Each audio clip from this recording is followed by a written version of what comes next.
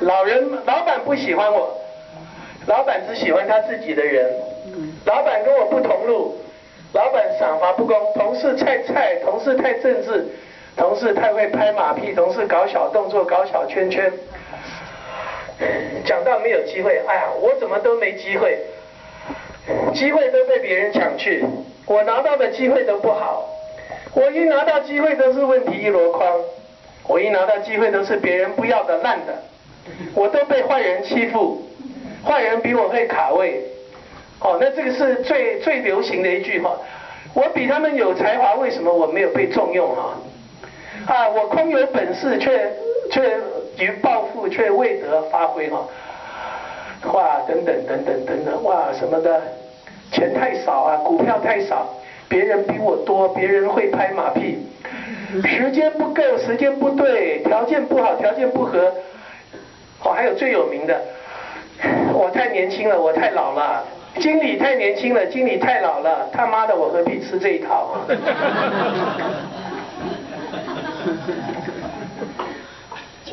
这张 slide 是什么意思呢？就是说，好像一个如来佛哈，你做什么事情做得好不好，你翻来翻去就是翻不出这个如来佛的手掌心，就这么这些东西，要不然就是这些东西的混合啊，这些东西的综合，而这些原因都是存在的。可是呢，我自己投资成功的经验，跟看过好几百个非常成功、上市一再上市的这个老板，他们成功是用一件事情可以解决的啊。那这个一件事情当然是一长串的事情啊。那这只是我的意见，当然你们可以说哦，因为他很有才能啊，很努力啊，家里有钱啊，太太是什么望族啊，什么这些都是成功原因，都没有关系。可是不管你是怎么样，最终真正长久能成功的人，就是要有这一页的一个东西。那我来跟大家回忆一下，最基本，我看过的这个成功的人，就是真正有核心价值的人。有核心价值的人，就是说你是做你懂得、你爱的、你有热情的东西，不是今天看到人家炒作这个你就去做。哇，今天大家搞互联网开这个商城你也去开，有的时候你会蒙对一个，长久你还是要真正有热情的东西才能做好。然后他们这样的成功人一生就3个阶段啊，这我现在回头来看是看得清清楚楚。这3个阶段，第一个阶段每一个人都经过的啊，你回忆一下。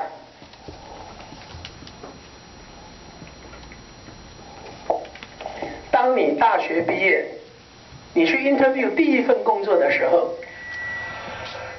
人家问你什么？说你会做什么？对不对？你刚毕业 ，What can you do for us? What can you do? 你会做什么？那也许这是5年，也许是10年。这一段时间是要你用你所学来的核心能力。奉献给你的雇主，或奉献给你的社会，或奉献给你的团队，一步一步建立你最基础的一个东西，叫做什么？叫做 credibility， 信用啊。然后5年以后、10年以后，你进入第2个阶段。你记不记得，你过了5年、10年再去 interview， 人家问你什么？人家问你做过什么 ？What have you done before？ 对不对？刚出道的时候，人家问你说 What can you do？ 啊，你是用一个技能或者你最基本的一些本事。建筑师要会画图，会计师要会算账，工程师要会设计啊，对不对？等等，制造商要会能够管工厂。再来就是 What have you done before？ 再不是说 What have you done， 更重要的是 What have you completed？ 你完成过什么啊？那这一段的时间的价值创造呢，很多东西是不知不觉发生的。我请大家现在闭起眼睛想想看哈，你想想你周围哈，你认为最卑鄙的人哈，哎，你常想到，有时候一桌哈，同样会想到同一个人哦。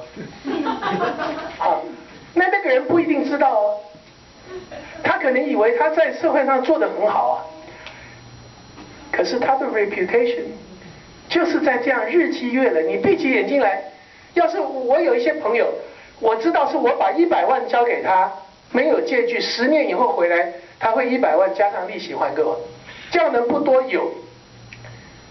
那样子的 reputation 也是除了刚刚讲的很多手段方法以外，这是这个成功的人最高的价值啊，那是第2阶段。那到了第3阶段怎么办呢？我这20年来做 VC， 我常常 interview 什么？我常常 interview CEO， 我要选执行长，选总经理，我要选独立董事，对不对？上市以后我要选独立董事，有的时候还要 interview 董事长，对不对？啊，那不管是管10万个人的，管5万个人，管1万个人，管1000个人，他们都有它的价值。在这个时候，第3个阶段，最后的这个高的阶段，我们 interview 人家什么？我会问一个 CEO， 你会做什么吗？如果我问这个的话，我想我可能是找错人了，或者是这个规格都不对了啊。如果我会问他说，你做过什么吗？因为如果一个人够资格到我来 interview 他做董事长，他做过什么，已经有他的 credibility 跟 reputation， 我应该知道。我们通常最想要知道的，在那个阶段，我们最想知道说 What are you? Who are you? 你一个人，你这个整体 as a total, Who are you? What kind of person you are? 因为我要你来，不是要你来做这个做那个，我是要你领导。也许是好几万个人的这个生存的空间，也许是好几百个天才这个发明家的这个组织。不管是怎么样，在这个阶段，我就是要知道你这个人啊，最终是不是有一个字叫做 trust 这个字。那这个 trust 呢，我们在投资这种公司最成功的到最后就是能够建立这个 trust 的。那这个 trust 只有这一条路可以建立。Again， 你不用想别的，不要说还有其他别的，你闭起眼睛来想，你最讨厌的一些人，还有最敬佩的一些人，他的 character 就反映这个过程。这是我觉得这是什么东西变来变去，这一个却是不变的一个真理啊。那你说有那么容易吗？刚刚讲哇，好像这样这个，其实呢，这也是有原则的哈。我以前是好吃懒做哈，年轻的时候，我想象中的成功是这样，说钱多事少离家近哈，位高权重责任轻，睡觉睡到自然醒哈，打球打到脚抽筋哈。这是我当年的境界哈，我就想说，哎呀，要是有一天能够这样，不知道多好哈。那很显然呢，这是行不通的。然后呢，我在我的第2本书就贡献了这一句郑板桥的诗，叫《永竹诗》，是我最喜欢的一首诗。你把每一个人，你的核心能力跟你的奋斗，想成你是一根长在山上的竹子，你每天在做的事情就是咬定青山不放松，立根原在破岩中，千磨万击还坚劲。最后一句最棒，任尔东西南北风。世界在变，人也天天在变，机会天天在变，好的坏的。刚刚那一页告诉你说，你有一个不变的价值，那是放诸四海皆准。这一页要告诉你，如何取得，就是这个精神，咬定青山不放松，立根原在破岩中，千磨万击还坚劲，任尔东西南北风啊。这个好像有点太沉重了啊。来，我们现在来讲一点这个我比较专业的跟投资有关的，也许大家有不同的心。我的第一段落讲完了哈，你今天是给我多少时间？无尽减8。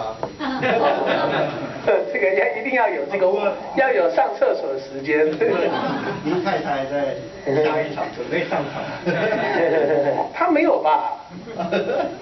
那个刚刚讲的就是说讲这个基本精神啊，然后你们一定要回过头来说，那你投资的这些成功的公司，他们有哪些是这个中间的价值呢？我想。我这30年，这在我书里面也写过的啊，就是大概哈，不管是科技业或任何买卖哈，文化创意也好，甚至你做公益团体一样，大概每一个人做的价值大概离不开这5样东西的混合哈。好，第一样就是 timing。timing 的意思就是说，你可以做一件事情，对所有的人说我是天下第一个，我是第一个做这样的事情。但事实上，历史证明天底下非常非常少这种所谓第一个做出来的事情啊，包括科技业，你从这个大电脑、中电脑到小电脑，到 Apple 都是千百万个人。很多这个 micro progress 哈，微进步累积，最后变成一个大进步啊。